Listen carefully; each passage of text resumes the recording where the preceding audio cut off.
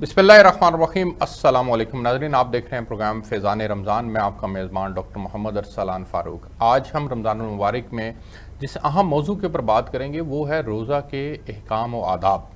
कि रोज़ा एक ऐसी बुनियादी इबादत है रमज़ानुल मुबारक की कि इसी के गिर्द पूरा रमज़ान घूमता है, और इस इबादत को करते हुए कौन कौन से एहतियातें हमें करनी हैं। और नबी पाक सल्लल्लाहु अलैहि वसल्लम ने जिस तरह से हम पहले मौज़ूआत के अंदर ये बात डिस्कस करते आए हैं कि रोज़ा की हिकमत क्या है, रोज़ा की मसलहतें क्या हैं, इसका मकसद क्या है, आज हम बात करेंगे कि किस तरह से किन आदाब को मलहूज़ खातिर रखते हुए इस रोज़े का हमें एहतमाम करना है।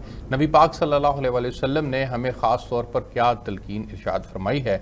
ये जो कहा जाता है कि मेरी ज़ुबान का भी रोज़ा है, मेरी आँख का भी रोज़ा है, मेरे कान का भी रोज़ा है, ये जो ज़ुबान का रोज़ा है, ये रोज़ा सिर्फ़ रोज़े की हालत में इसको इन अहकामात के हैं, या कि इसके बाद भी फिर हमें पूरा साल जो है वो इनके ऊपर इम्प्लीमेंट करना है। इन मौज़ूआत के ऊपर आज हम अपने प्रोग्राम के अंदर बात करेंगे। मैं बहुत मशहूर हूँ पीर डॉक्टर हबीब इरफानी साहब का, मेंबर इस्लामी नज़राती कौंसिल हैं। सर बहुत शुक्रिया आपका, आपने खुसूसी तौर पर प्रोग्राम में शिरकत की।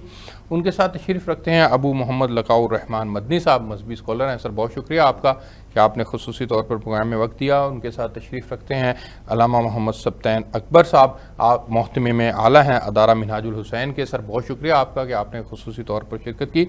मैं सर सबसे पहले रोज़ा के अहकाम व आदाब आज का हमारा मौजू है, और रोज़ा रमज़ान की सबसे बड़ी इबादत है, और रमज़ानुल मुबारक के अंदर जो सबसे ज़्यादा फोकस इस बात के ऊपर किया जाता है वो रोज़े ही के तमाम के गो के इसमें तरावियाँ भी हैं और दीगर अफ्तार का मामलात भी हैं और दीगर अमूर भी हैं, लेकिन रोज़ा ख़ास है इसमें। तो इसको रखने के लिए जो अहकाम है मैं चाहूँगा उसके ऊपर रोशनी डालिएगा, जो नबी पाक सल्लल्लाहु अलैहि वसल्लम ने हमारी रहनुमाई फरमाई है। देखिए, कुरान मजीद में रोज़े के हवाले से कि या अय्युहल्लज़ीना आमनू कुतिबा अलैकुमुस्सियाम कमा कुतिबा अलल्लज़ीना मिन क़ब्लिकुम लअल्लकुम तत्तक़ून, कि भाई मान लोगो तुम पर रोज़े फ़र्ज़ किए गए और उसी तरह से फ़र्ज़ किए गए जैसे पिछली उम्मतों पर थे, ताकि तुम्हें तकवा हासिल हो।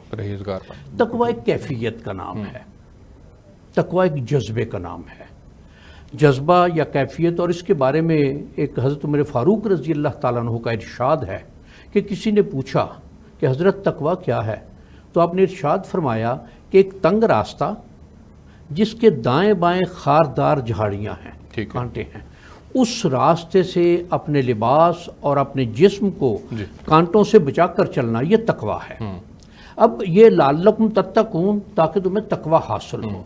रोज़ा एक ऐसी चीज़ है कि बाकी इबादात, नमाज है, हज है, ज़कात है, तो इसमें दूसरे लोग साथ इन्वॉल्व होते हैं कि नमाज बंदे की है अपनी नमाज, लेकिन इसका हुक्म ये है कि बाजुमात इकट्ठे मिलकर अदा करो। फिर नमाज में जुमे की नमाज है, ईदैन की नमाज है, तो वो अकेले में अदा नहीं हो सकती।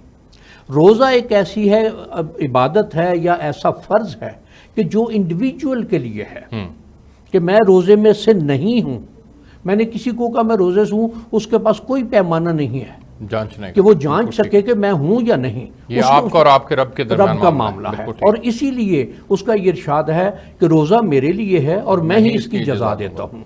फिर ये बात भी है इसमें कि जिस तरह आपने अपने इंट्रो में कि आँख का रोज़ा, नाक का कान का रोज़ा, ज़ुबान का रोज़ा, हाथ का रोज़ा, तो उसमें ये है कि जो एक इरशाद है, हदीस मुबारक है कि आपका ये इरशाद है कि जिसने हालत रोज़े में बुरी बात या उस पर अमल करना नहीं छोड़ा तो अल्लाह ताला को उसके भूखा प्यासा रहने की ज़रूरत नहीं है। यानी ये है कि अगर किसी ने ऐसी चीज़ की, ऐसी बात की कि जो ममनुआत रोज़ा हैं, या जो एक तो बड़ी चीज़ें हैं कि जिनसे रोज़ा टूट गया, बाकी कुछ चीज़ें ऐसी हैं जिनसे रोज़ा तो नहीं टूटेगा लेकिन रोज़ा मकरूह हो जाएगा, वो भी ऐसी हैं कि उनको अल्लाह ताला ने किसी हाल में भी उसको पसंद नहीं किया। और इसके लिए ये भी है कि रोज़ा एक बंदे का कि सुबह सहरी फजर से पहले आपने खाना पीना मुकम्मल करके और मुकम्मल कर लिया, और उसके बाद अफ्तार तक खाना पीना मुकम्मल बंद है। और ये वो शय है कि खाना पीना हलाल है, जायज़ है, तय्यब है, लेकिन उस वक्त में नहीं है। लेकिन रोज़े की हालत में وہ نہ اس کو طرف رغبت کر سکتا ہے، کھانا تو دور کی بات ہے، رغبت بھی نہیں کر سکتا۔ اور یہ تقویٰ کی جو کیفیت بنتی ہے کہ انسان کی دست رس میں سب کچھ ہے، جون جولائی کے روزے ہیں، ٹھنڈا پانی موجود ہے، لیکن اس کی طرف ہاتھ نہیں بڑھے گا، اس کی طرف سوچ نہیں جائے گی، اس کی طرف خیال نہیں جائے گا کہ میں اگر اتنا سا گھونٹ بھر لوں گا تو مجھے کون ہے یہاں دیکھنے والا۔ وہ جو اس سے رکنا ہے تو وہ اس اللہ کے تمام چیزوں کا شاہد ہونے کا کہ وہ تو مجھے دیکھ رہا ہے، میں اس کے سامنے تو اپنے آپ کو نہیں چھپا سکتا، یا اس کے سامنے تو میں نہیں چھپ سکتا۔ اسی طرح سے باقی چیزیں کہ جو ایک حدیث مبارک میں کہ من صام رمضان ایمانا و احتسابا، کہ جس نے رمضان کا روزہ ایمان اور احتساب کی حالت میں رکھا تو اس کے پچھلے تمام تر گناہ معاف کر دیے جائیں گے۔ تو یہ ایک ایسی کیفیت ہے، ایک ایسا معاملہ ہے، ایک ایسا جذبہ ہے، ایک ایسی کیفیت ہے کہ جس میں جب انسان اپنے اللہ کو مد نظر رکھتے ہوئے اپنے اللہ کی بارگاہ میں پیش ہونے کے لیے اپنے روزے کے ساتھ جاتا ہے تو پھر جب وہ اس کی جزا عطا فرماتا ہے۔ اور وہ جزا کیا ہے وہ علماء کرام اس کے اوپر علیحدہ سے روشنی ڈالتے ہیں کہ اس میں سب سے بڑھ کر یہ بھی جزا ہے کہ اللہ رب العزت اپنی زیارت نصیب فرماتے ہیں۔ بالکل ٹھیک ہو گیا۔ میں ابو محمد لقاء الرحمن مدنی صاحب کے پاس جانا چاہوں گا، اور چونکہ روزے کے حکم کے اوپر ہم بات کر رہے ہیں اور حکم کے اندر کچھ کے اوپر پیر حبیب عرفانی صاحب نے بھی روشنی ڈالی ہے، میں چاہوں گا کہ آپ بھی اس موضوع کو آگے بڑھائیں اور اس کے اوپر روشنی ڈالیں۔ جی بسم اللہ الرحمن الرحیم۔ فرسٹ آف آل میں آپ کو مبارکباد پیش کرتا ہوں اس خوبصورت پروگرام کے انعقاد پر۔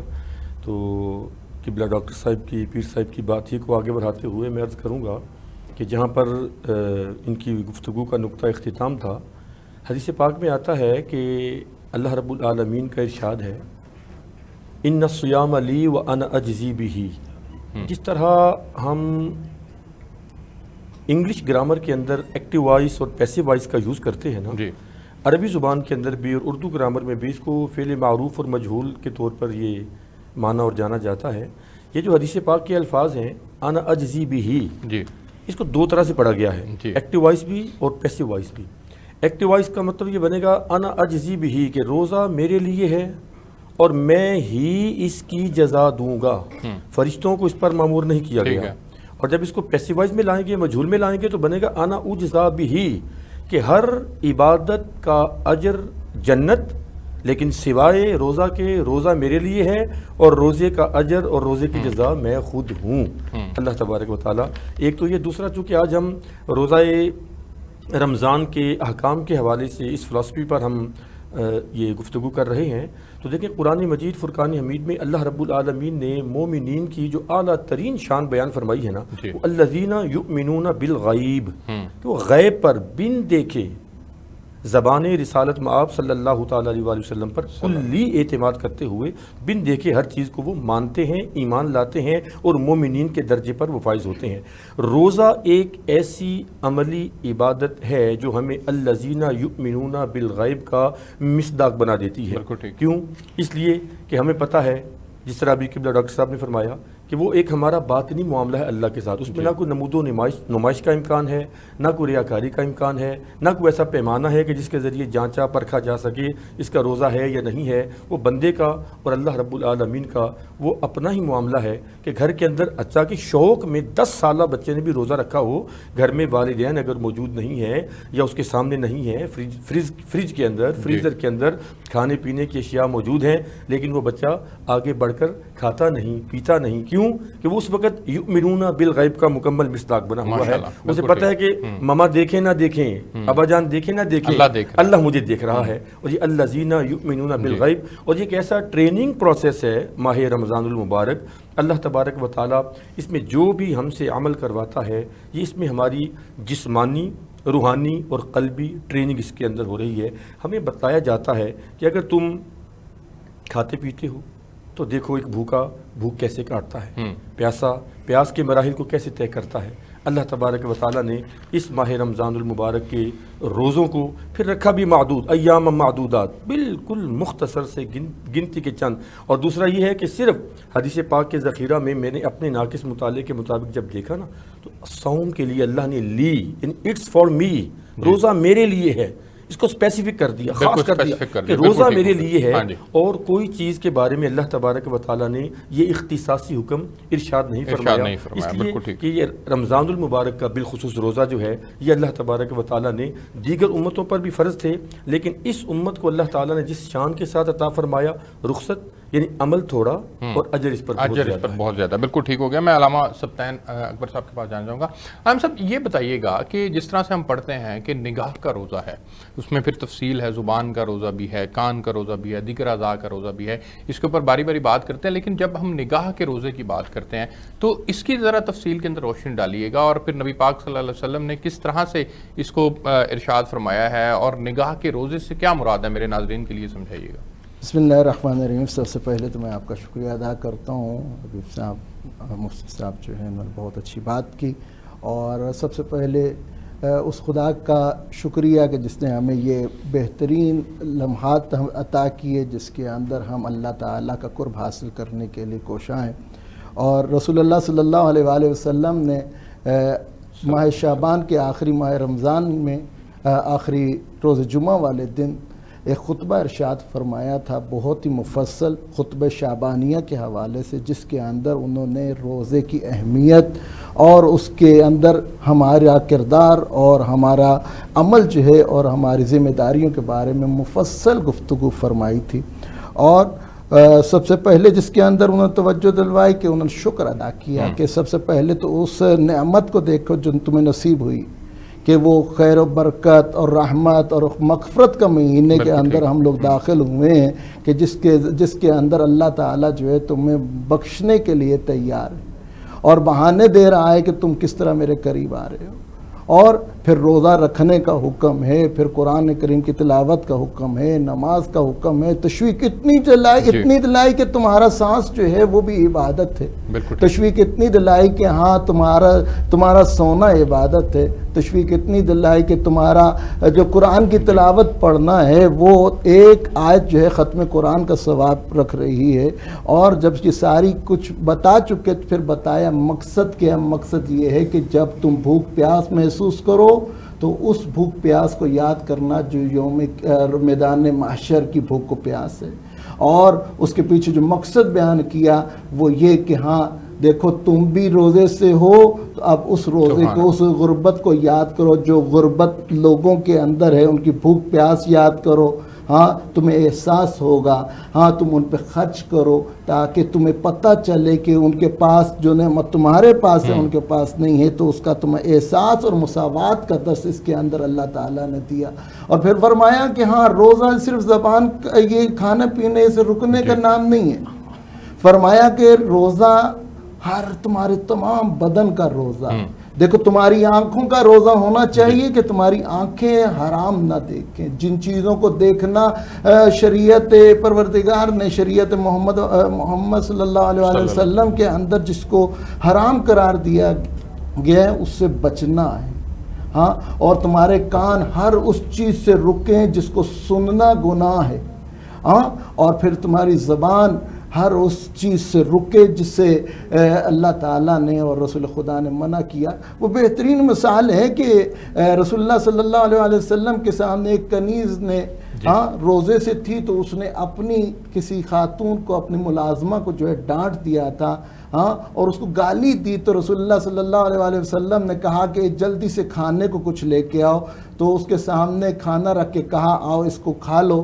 تو جب کہا میں تو روزے سے ہوں، تو کہا کہ ابھی تو گالی دے رہی تھی، ہاں، تو یہ صرف زبان یہ کھانے پینے سے بچنا نہیں ہے بلکہ اپنی اصلاح کا موقع ہے، ہاں، اور اس کے اندر ہمیں احساس کو پیدا کرنا ہے، اور احساس یہ ہے کیا کہ دیکھو روزہ کا مقصد کیا ہے، روزے کا مقصد یہ ہے کہ دیکھو خدا سے خوف کھاؤ، ہاں، اپنے زیر سایہ جتنے لوگ ہیں، تمہارے زیر اثر جتنے لوگ ہیں، جتنے کارمند ہیں، جتنے کام کرنے والے ہیں، ہاں، ان پہ اپنی شفقت کرو، ان سے نرمی برتو، ان کے ساتھ ان کو مہلت دو تاکہ تم روزے سے ہو، وہ روزے سے ہو، وہ بھی آرام کر لیں۔ بالکل ٹھیک ہے۔ اگر مختصراً اس کو یوں کہا جائے کہ نبی پاک صلی اللہ علیہ وسلم اور اللہ رب العزت کی پرٹیکولرلی خواہش یہ ہے کہ انسان اپنے گناہوں سے توبہ کر لے اور ہماری طرف رجوع کر لے، بالکل، اور شریعت محمدی صلی اللہ علیہ وسلم پر 100% کاربند ہو جائے، اس پر عمل پیرا ہو جائے۔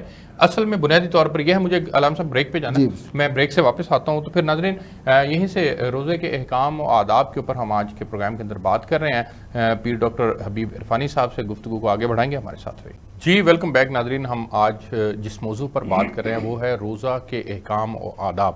پیر ڈاکٹر حبیب عرفانی صاحب، سر روزہ کا حکم بنیادی طور پر کیا تمام مسلمانوں کے لیے ہے یا اس میں سے کچھ سیکشنز کو چھوٹ بھی ہے؟ یہ کس کے اوپر فرض ہے روزہ؟ دیکھیے، دین اسلام میں جو ایک حکم ہے کہ لا یکلف اللہ نفسا الا وسعہا، کسی بھی شخص کو اس کی کیپیسٹی سے زیادہ پابند نہیں کیا گیا۔ ٹھیک ہے۔ کچھ امراض ایسے ہیں کہ جن میں بندہ روزہ نہیں رکھ سکتا۔ اس میں یہ ہے کہ اگر کوئی شخص اس مرض کا شکار ہے جی تو وہ روزہ نہ رکھے جی، اور اس کو بعد کے دنوں میں پورا کر لے۔ ٹھیک ہے۔ لیکن کچھ معاملات ایسے بھی ہیں جی کہ جس میں انسان سال پورا روزہ نہیں رکھ سکتا۔ بالکل ٹھیک ہے۔ مثلا کچھ شوگر کے مریض ایسے ہیں کہ جن کو ڈاکٹر منع کر دیتے ہیں کہ ان کے شوگر لو ہونے کا اندیشہ ہے، اس سے موت واقع ہو جائے گی، یا اور اس طرح کے ہارٹ پیشنٹس ہیں اور کئی اس طرح کی چیزیں، تو ان کے لیے شریعت نے ایک قاعدہ مقرر کیا ہے کہ وہ روزے کا فدیہ دے دیں۔ جیسے سورہ بقرہ کے اندر اللہ رب العزت فرماتے ہیں کہ تم میں سے جو کوئی اس مہینے کو پالے تو وہ اس کے روزے ضرور رکھے، اور جو کوئی بیمار ہو یا سفر پر ہو تو دوسرے دنوں کے روزے سے گنتی پوری کرے۔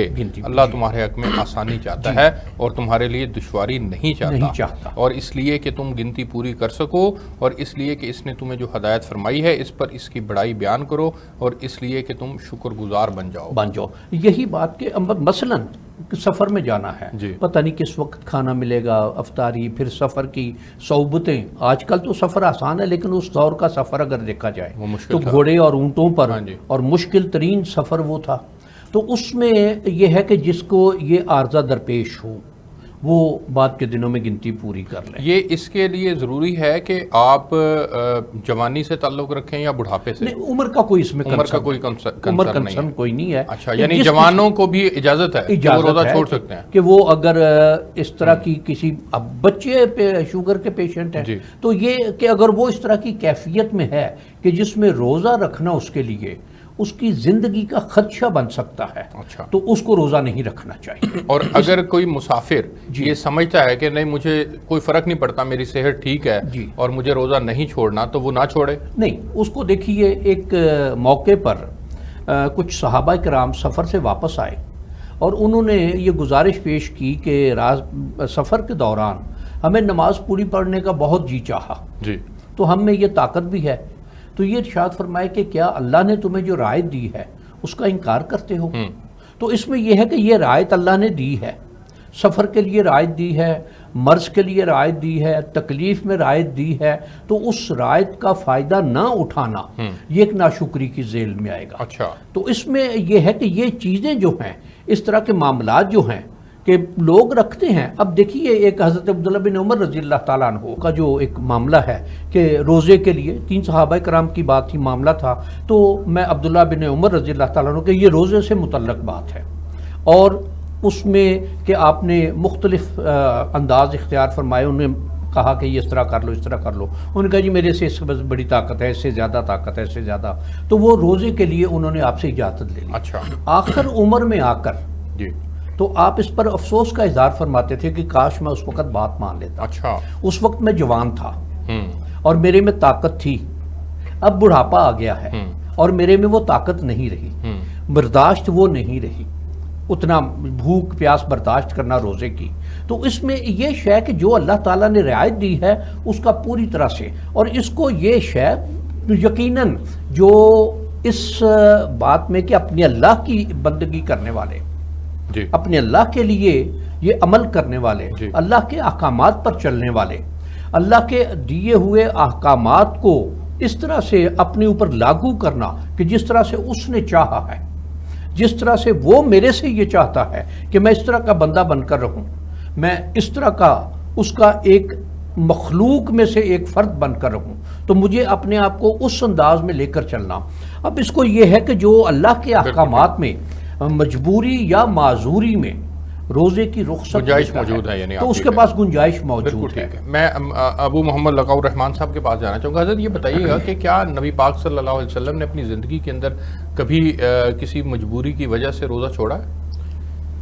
میں آپ کی اس بات کی طرف آنے سے پہلے گزشتہ سے پیوستہ کے سلسلے میں یہ عرض کرنا چاہوں گا کہ جس طرح آپ کے سوال کا آخری حصہ تھا کہ کیا نوجوان بھی جی روزہ چھوڑ سکتا ہے، تو روزہ چھوڑنے کی جو دو بنیادی وجوہات قرآن مجید میں 184 سورہ بقرہ میں ارشاد دی گئی ہیں، فمن کان منکم مریضا او علی سفر، کوئی مریض ہو، اور مریض بھی وہ جو از خود اپنے آپ کو ڈکلیئر نہ کرے، جس طرح کہ قبلہ پیر صاحب فرما رہے تھے، طبیب حاذق یعنی ماہر ڈاکٹر جس کو ڈکلیئر کرے کہ آپ جو ہے نا وہ روزہ نہیں رکھ سکتے، یا اعلیٰ سفرین، یا وہ مسافر ہو اور شرعی مسافت طے کرنے کی وہ مطلب شرعی مسافر ہو، ان کو روزہ چھوڑنے کی رخصت ہے.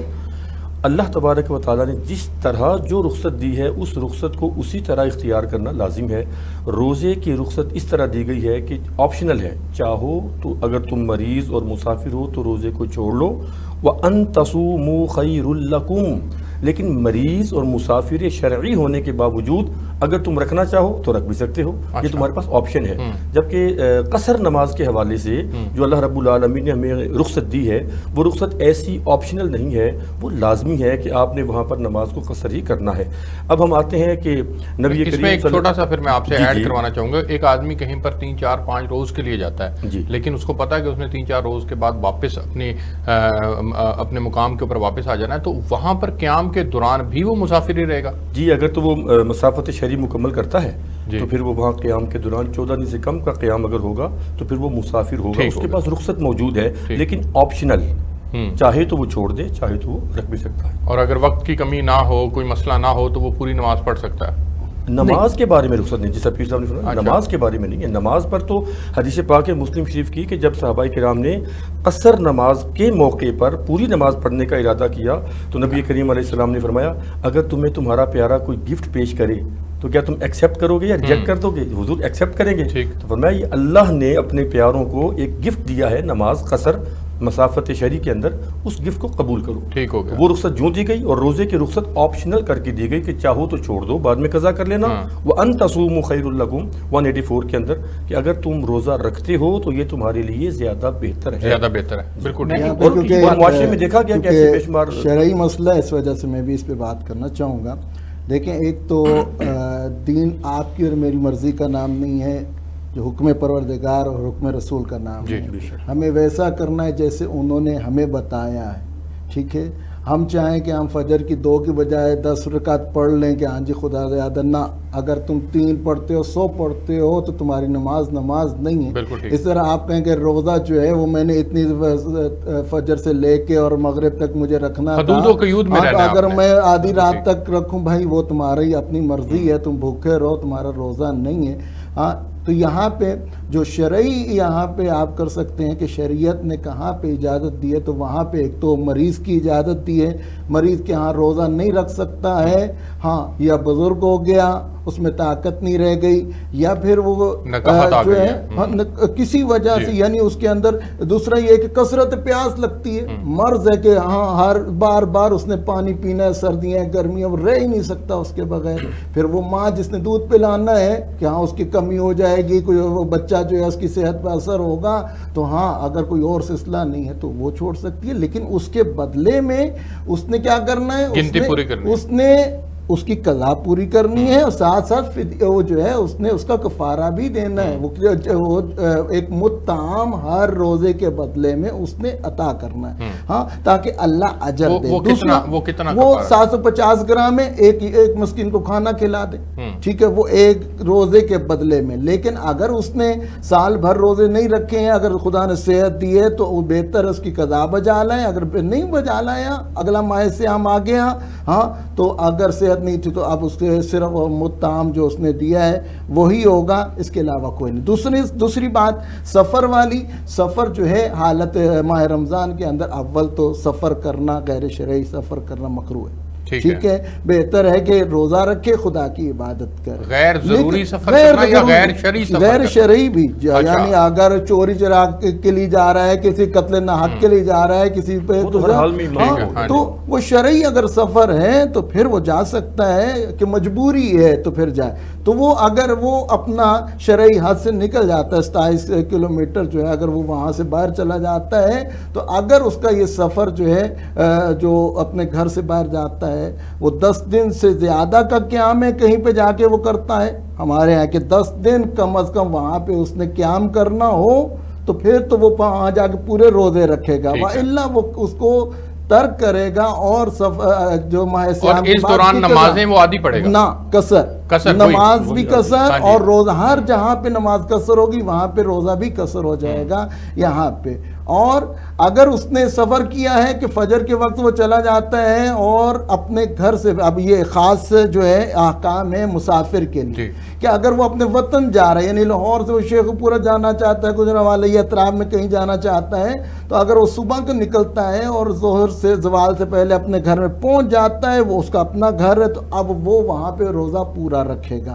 یا اگر وہ زوال کے بعد پہنچتا ہے، کسی بھی سبب وہ بعد میں پہنچتا ہے، تو اس کا روزہ جو ہے وہ قصر ہو جائے گا. اب وہ کیا کرے گا؟ اس کی قضا بجا لائے گا، کفارہ نہیں ہے اس پہ، ٹھیک ہے. لیکن اگر وہ ظہر کے بعد کسی ٹائم بھی اپنے گھر سے نکلتا ہے، روزہ رکھے، زوال کے بعد اپنے گھر سے وہ نکلے، تو جس ٹائم مرضی وہ پہنچتا ہے، وہ یہاں پہ ہمارے ہاں کلیئر ہو جاتا ہے کہ ہاں جی کہ اس طرح کریں. مکروہ کہ روزہ اپنا وقت جیسے پورا ہوگا روزہ افطار ہو جائے گا، آپ افطاری کرو نہ کرو. اس میں حضرت ایک نقطہ جو بڑا امپورٹنٹ ہے وہ یہ کہ جو سفر کی آپ نے بات کی کہ رمضان میں ضروری سفر کرنا چاہیے بامر مجبوری، اس کے علاوہ سفر نہیں ہونا چاہیے، بہتر ہے کہ نہ کیا جائے، بہتر ہے کہ نہ کیا جائے. میں یہاں پر چونکہ شرعی احکام کے حوالے سے بڑی خوبصورت بات چل رہی ہے، ماشاءاللہ قبلہ پیر صاحب نے بھی، علامہ صاحب نے بھی اپنا نقطہ نظر پیش کیا.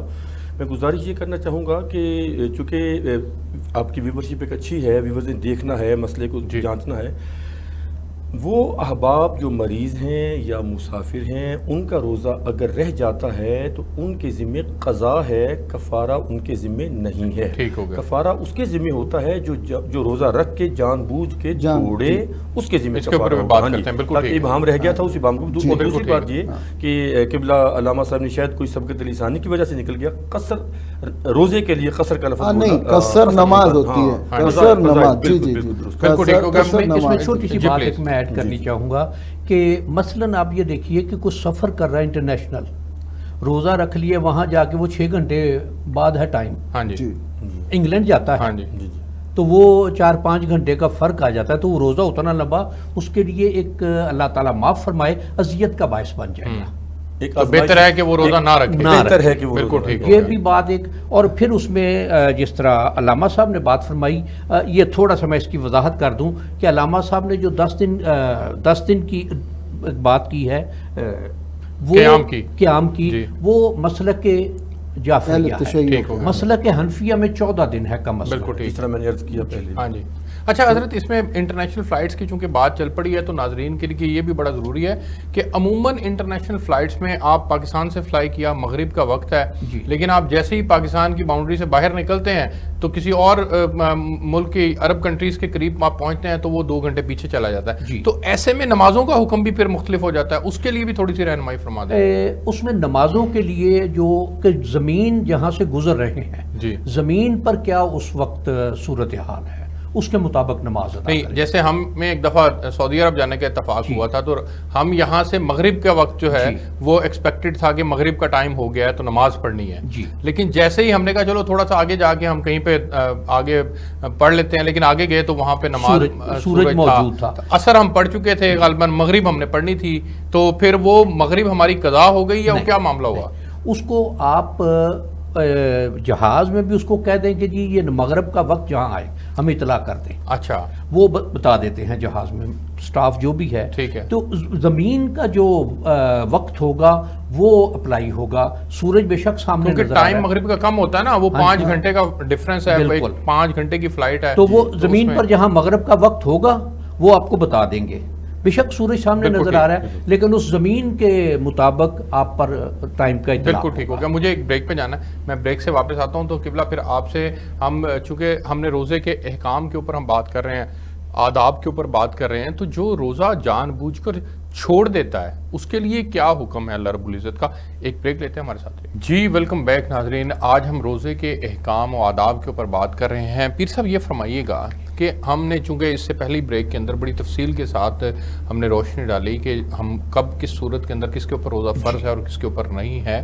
اب جو آدمی جان بوجھ کر روزہ چھوڑ دیتا ہے اس نے کتنا بڑا نقصان اٹھایا اپنا, اس کے لیے کیا وعید ہے, اس کے اوپر بھی بات کریں. آپ صلی اللہ علیہ وسلم نے کتنا سختی سے اس کو منع فرمایا ہے, یہ بڑا امپورٹنٹ ہے جاننا, کیونکہ ہمارے ہاں عمومی رواج ہے روزہ چھوڑنے کا. جی اس کے اوپر بھی ذرا روشن کریے. ایک حدیث مبارک میں ارشاد ہے کہ اگر تمہیں یہ پتہ چل جائے کہ روزہ کی فضیلت کیا ہے اور روزہ چھوڑنے کی وعید کیا ہے, میں اب یہ ایگزیکٹ نہیں لیکن مفہوم اس کا بیان کر رہا ہوں, تو تم کبھی بھی روزہ نہ چھوڑو. اور پھر یہ بھی کہ جس نے جان بوجھ کر روزہ چھوڑا وہ ساری زندگی روزے رکھتا رہے تو وہ اس اجر کو نہیں, اس کے اجر تک نہیں پہنچ سکتا. بالکل ٹھیک ہو گیا. تو اس میں یہ ہے کہ یہ ایک بغاوت کی بات ہے کہ روزہ جان بوجھ کر ایک جسمانی طور میں آپ کی بات کو یہاں پہ آگے بڑھانا چاہوں گا. حضرت ابو مسعود غفاری رضی اللہ تعالیٰ عنہ بیان کرتے ہیں کہ رسول اللہ صلی اللہ علیہ وسلم نے فرمایا کہ اگر لوگوں کو رمضان کی رحمتوں اور برکتوں کا پتہ ہوتا تو وہ خواہش کرتے کہ پورا سال رمضان ہی رہے. تو یہی کہ جو یہ کہ سارا سال بھی وہ روزے رکھتا رہے, یہ بھی ایک روایت ہے. سارا سال بھی روزے رکھتا رہے تو وہ اس کے اجر و ثواب تک نہیں پہنچ سکتا. یہ شے اس میں اب دیکھیے رمضان کی فضیلتیں اور برکتیں کہ جو اس میں نفل عبادات کرے گا اس کو فرائض کے جتنا ثواب ملے گا, اور جو کوئی ایک فرض ادا کرے گا اس کو اس کا 70 گنا ثواب ملے گا. اب اسی میں باقی اور انسان کے پاس نفلی عبادات کرنے کے بے شمار مواقع ہیں. ایک تو نماز تراویح ہے, قیام بھی ہے اور قرآن مجید کا سننا بھی ہے, یا حافظ ہے تو سنانا بھی ہے. پھر یہ کہ رات کا قیام اس میں آ گیا. پھر جب سحری کے لیے اٹھے گا تو کتنا ایک وقت لگے گا, اگر 4 رکعتیں تہجد کی ادا کر لے تو یہ چیزیں اس میں اور بھی بے شمار مواقع. پھر اس میں یہ ہے کہ کوئی شخص اگر کسی روزہ دار کا روزہ افطار کروائے گا تو اس کو اس روزے دار کے برابر ثواب ملے گا اور اس کے ثواب میں کوئی کمی نہیں ہوگی. تو صحابہ کرام نے گزارش کی کہ ہم میں بے شمار لوگ ایسے ہیں جن کی مالی استطاعت اتنی نہیں ہے, تو ارشاد فرمایا کہ بے شک ایک گھونٹ دودھ کی لسی یا پانی کا ایک گلاس, پانی کا ایک گھونٹ, اس سے ہی روزہ افطار کروایا تو اس کو بھی اتنا ہی ثواب ملے گا. تو یہ چیز جو ہے کہ اللہ تعالیٰ نے اتنی نعمتیں عطا کر دیں کہ فرض جو ادا کیا اس کا 70 گنا ثواب ملا, جو نفل عبادت کی یا اور طرح سے اللہ کی بارگاہ میں نوافل کا جو ثواب ہے وہ فرضوں کے برابر ہو گیا. تو اس میں یہ مالک تعالیٰ ظاہر ہے کہ وہ انسان کے لیے, مخلوق کے لیے, بنی آدم کے لیے وہ سہولتوں پر سہولتیں عطا کرتا ہے. وہ بہانے ڈھونڈتا ہے کہ کس طرح سے, کیونکہ میری طرف آئے تو صحیح, اور اس کا یہ بھی ارشاد ہے کیونکہ میری طرف ایک قدم بڑھتا ہے میں اس کی طرف چل کے جاتا ہوں. ڈاکٹر پیر صاحب کی خوبصورت, میں چھوٹی سی بات گزارش مکمل کر لوں کہ اس میں پھر یہ بات آتی ہے کہ جو شخص اپنے اعمال کو, اپنے افعال کو نبی کریم صلی اللہ علیہ وآلہ وبارک وسلم کی اطاعت میں اور اللہ کے احکامات کی بجا آوری میں ادا کرتا ہے تو یقیناً اس کے لیے اس کا ثواب, اس کا اجر, اس کی محنت یا جو بھی آپ کہیں جزا اس کی وہ کہیں بڑھ کر عطا کر دی جاتی ہے. بالکل ٹھیک ہو گیا. میں ابو محمد لقاء الرحمان صاحب سر گزارش یہ ہے کہ ایک مزدور ہے جس نے بڑی مشقت والا کام کرنا ہے, 5ویں منزل کے اوپر اینٹیں اٹھا کے لے کے جانی ہیں, وہ یہ کام مزدوری نہیں کرتا تو اس کے گھر کا نظام نہیں چلتا, لیکن روزے کی حالت میں وہ یہ مشقت بھی نہیں کر سکتا, اس کے لیے کیا حکم ہے؟ دیکھیں بڑا خوبصورت آپ نے سوال کیا کہ جو شخص پر مشقت کام کرتا ہے اور ماہ رمضان المبارک کے اندر اس کے لیے ایک آزمائشی کیفیت بن جاتی ہے کہ روزہ رکھا جائے یا نہ رکھا جائے. روزہ رکھنے کی صورت میں پھر اس کے لیے حصول روزگار کافی مشکل مسئلہ بن جاتا ہے. تو ایسی صورتحال میں اس کے لیے طریقہ کار بہتر یہ ہے کہ وہ روزے کو اختیار کرے. کیوں؟ جس طرح کہ آپ کے اس سوال کا تعلق پچھلے سوال کے ساتھ بڑے اچھے طریقے سے وہ یہ منسلک ہو رہا ہے. جس طرح قبلہ پیر صاحب نے بڑی خوبصورت بات ارشاد فرمائی نا کہ جو شخص جان بوجھ کر روزہ روزہ وہ چھوڑتا ہے جان بوجھ کر، جس کو روزے کا پتہ نہیں اللہ کو روزہ کتنا پسند ہے، روزے کے کمالات کیا ہیں، روزے کی برکات، روزے کے فضائل، روزے کے فوائد کیا ہیں، جن کو پتہ ہے نا وہ دعائیں کر کر کے. سورۃ النمل آیت نمبر 62 امن یجیب المضطر اذا دعاہ ویکشف السوء، اس کے تحت صاحب روح البیان نے، علامہ اسماعیل حقی نے ایک حدیث پاک بڑی خوبصورت ذکر کیا نفائس المجالس کتاب کے حوالے سے، کہ اس میں تین چیزیں اپنی اپنی پسندیدہ بتائیں نبی کریم علیہ السلام نے. پھر اس کے بعد حضرت سیدنا صدیق اکبر خلیفہ رسول صلی اللہ علیہ وسلم تین چیزیں بتائیں. پھر حضرت عمر فاروق نے بتائیں خلیفہ ثانی نے. پھر جناب سیدنا عثمان غنی نے تین چیزیں بتائیں. جب مولا کائنات علی المرتضیٰ شیر خدا رضی اللہ تعالیٰ عنہ کی باری آتی ہے نا، آپ کہتے ہیں یا رسول اللہ مجھے یہ تین چیزیں پسند ہیں، اکرام الضیف والصوم بالسیف والجہاد بالسیف، کہ میرے گھر میں مہمان آئے میں مہمان نوازی کروں، اور گرمیوں کے لمبے لمبے روزے آئیں تو میں وہ گرمیوں کے روزے رکھ کے یا اللہ تجھے راضی کروں. یہ مولا کائنات کا پسندیدہ ترین کام تھا. اور والجہاد بالسیف، اور تلوار مولا علی کی ہو اور آگے دشمن ہو. اور پھر غزوہ بدر کے اندر 70 کافر مریں تو 35 سے زیادہ 39 کافر تلوار ذوالفقار سے. بالکل ٹھیک ہو گیا. میں علامہ صاحب کے پاس جانا چاہوں گا. علامہ صاحب چونکہ ہم روزہ کے احکام اور آداب کے اوپر بات کر رہے ہیں تو اس میں ایک بڑی زبردست احتیاط یہ بھی ہے کہ رزق حلال ہی کھایا جائے اور اسی سے افطار کیا جائے اور اسی سے کروایا جائے. تو اس ادب کے اوپر بھی تھوڑی سی روشنی ڈالیے گا کہ ہمیں اس کے لیے کتنا اہتمام کرنا ہے. ایک عمومی آج کل کا ایک رواج یہ بھی ہے کہ لوگ رشوت کے پیسے سے افطار کروا رہے ہوتے ہیں، تو کیا وہ جائز ہو جاتا ہے؟ سب سے پہلے تو ہمیں یہاں پہ یہ بات ذہن نشین رکھنی چاہیے کہ رازق اللہ کی ذات ہے. اس نے رزق دینے کا وعدہ کیا ہے، جب اس نے پیدا کیا ہے تو رزق وہی پہنچائے گا. اب وہ سختی ہے، گرمی ہے، سردی ہے، مزدور کے کام کے اس پہ بات کریں تو اس کے لیے یہ ہے کہ اگر مزدور ہے اور وہ روزہ نہیں رکھ سکتا ہے تو بہتر یہ ہے کہ وہ کام چھوڑ کے کوئی اور کام کر لے، یا پھر یہ جتنی کوشش کر سکتا ہے کہ وہ روزے کو ترک نہ کرے، یا پھر اس کے مالک کے لیے حکم ہے کہ وہ اس کے کام میں تخفیف کر دے. اب یہاں پہ اگر اسلامی معاشرہ ہوگا تو پھر وہ اس پہ رسول خدا کے اس عمل جو حکم ہے اس کی طرف جائے گا کہ ہاں اس پہ کرم کرو. ٹھیک ہے. دوسری بات کہ ہم لوگ کہتے ہیں ہماری دعائیں قبول نہیں ہوتی، تو رسول اللہ نے تو یہ پہلے فرما دیا تھا کہ جس شخص نے ایک لقمہ حرام کھایا 40 دن تک اس کی دعا قبول نہیں ہوگی. ہاں تو ہمارا کیونکہ سارا جسم ہی پروان چڑھا ہے مال حرام سے، ہاں مال مخلوط سے، تو پھر ہمیں سوچنا چاہیے، لیکن اس کے باوجود مایوس نہیں ہونا چاہیے. اللہ تعالیٰ اجر ضائع نہیں کرتا ہے. اللہ تعالیٰ نے حکم دیا ادعونی استجب لکم، تم ادعولی استجب لکم، کہ تم مجھ سے مانگو، مجھ سے دعا مانگو، میں قبول کروں. ہاں اب اجر ضائع نہیں کرتا ہے.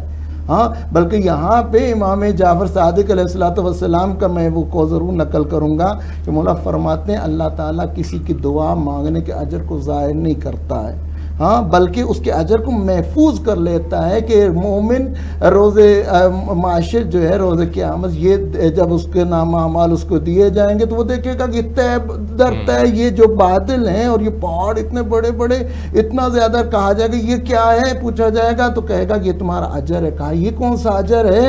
اس نے کہا وہ جو دعائیں مانگتا تھا نا اور اللہ قبول نہیں کرتا تھا اس کا اجر تیرے ثواب کی شکل میں ہے. تو اس وقت وہ حسرت کرے گا کہ اللہ میری کوئی دعا ہی نہ دنیا میں قبول کرتا. تو یقیناً ہمارا کام ہے دعا مانگنا. جتنا خلوص نیت سے، جتنا ہم گڑ گڑا کے وہ فرمین ائمہ علیہ السلام کے اللہ سے مانگنے کے بھی طریقے ہیں کہ اس کو مخاطب کرو، اس کے اسماء حسنہ کا واسطہ دے کے، اس کی عظمتیں بیان کر کر کے، ہاں اس کو اس کی جتنی اس نے نعمتیں دی ہیں ان کو گن گن کے، پھر اس کے بعد اپنی ضعیفی کو بیان کرو، اپنی ناتوانی کو بیان کرو، اپنی مجبوری کو بیان کر کے، اقرار جرم کر کے اس کے سامنے اظہار غفلت کرو کہ ہاں جی میں نے تمام تر گناہ جو کیے ہیں، خطائیں کی ہیں، جتنی بھی میرے سے غلطیاں ہیں ان کو قبول کرتا ہوں.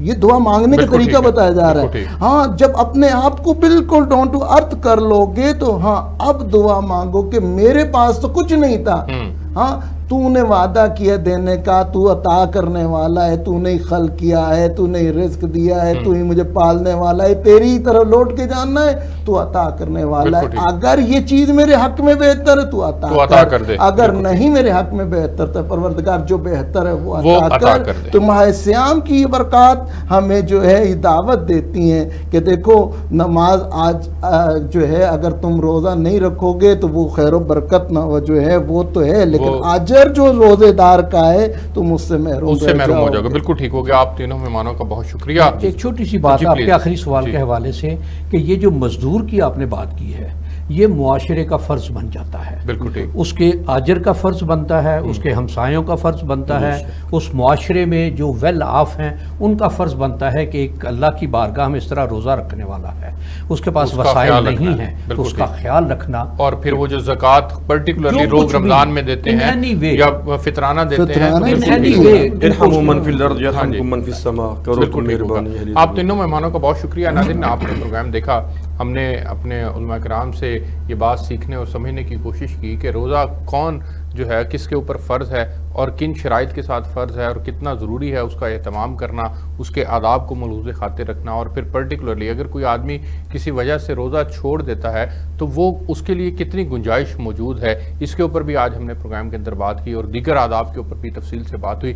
ہمیں اس پروگرام سے اجازت دیجیے، آپ سے کل ایک نئے موضوع کے ساتھ ملاقات ہوگی، تب تک کے لیے اللہ حافظ۔